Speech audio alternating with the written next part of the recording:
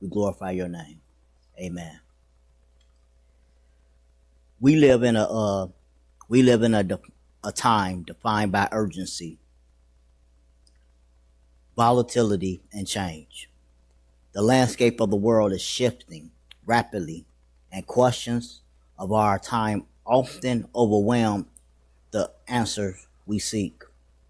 For many, this era feels like the final chapter, the end times. But how does God intend for his people to live in the midst of the unfolding final act? Are we merely called to be spectators, waiting anxiously for the curtain to fall? Tonight, we are looking at a distant prophecy. We're not looking at a distant prophecy, but at a present calling. We are not just saved people. We are the end time priests. This message is about understanding dual mandate of Christ have given us, the mandate to reign in righteousness and the mandate to serve in holiness. Let us turn our hearts to our Bibles and see what it means to be God's consecrated priest in this final hour, and how we must now prepare ourselves to stand holy and active before the returning King. Before we talk about human leaderships, the Bible makes it clear to us that Jesus himself is our high priest over the church. As I was reading in Revelations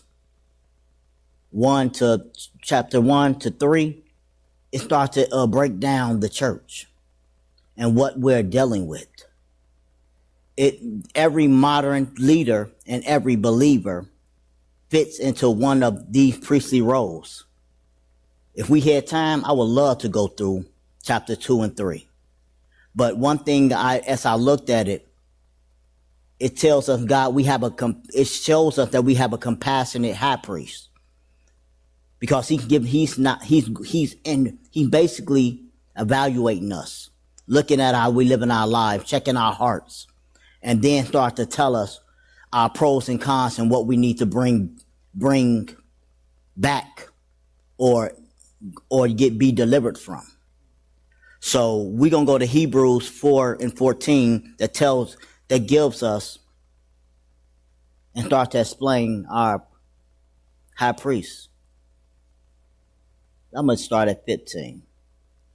For we do not have a high priest who cannot sympathize with our weakness, but was in all points tempted as we were, yet without sin. He came. The enemy tempts us by the lust of the flesh, the lust of the eye, and the pride of life. And our high priest have showed us that we can overcome that. Just follow him.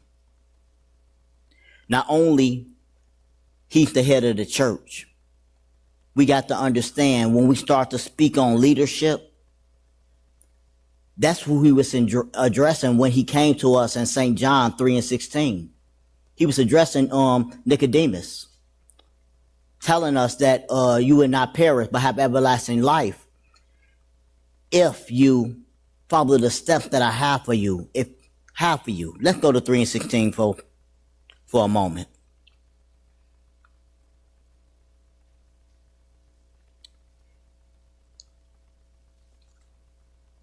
It tells us God so loved the world that he gave his only begotten son, that whoever believes in him should not perish, but have everlasting life. With him talking to a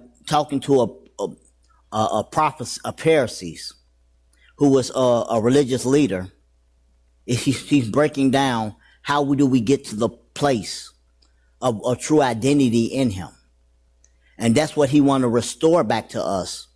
That's why if we take our time to read Revelation 2 and 3, He wanted to restore back to the identity of believers. Let's go to Hebrews 5. And it starts to tell us in Hebrews 5 how a priest carry himself. A priest, for it says, and it says that, and starting at 1, it says, for every high priest taken from among men is appointed for men in things pertaining to God, that he may offer both gifts and sacrifice for sin.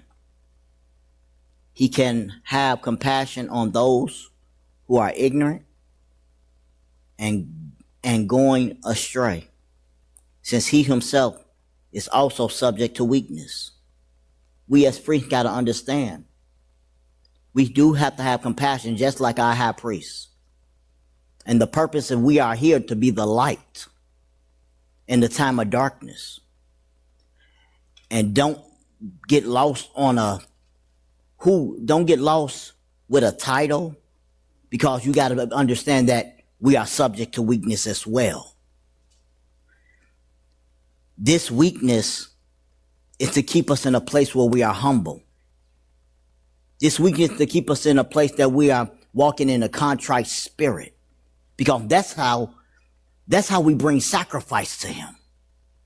We bring the sacrifice as priests to God by recognizing who he is and who we are. We are his, and he wanna move in us. As last month we were talking about temples.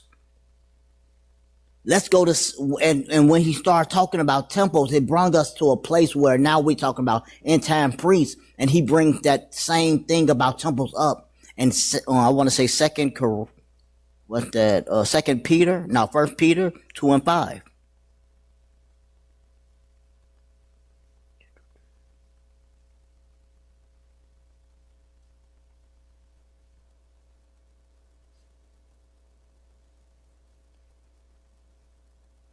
He's addressing us being temples when it starts off reading, you are also a living stones,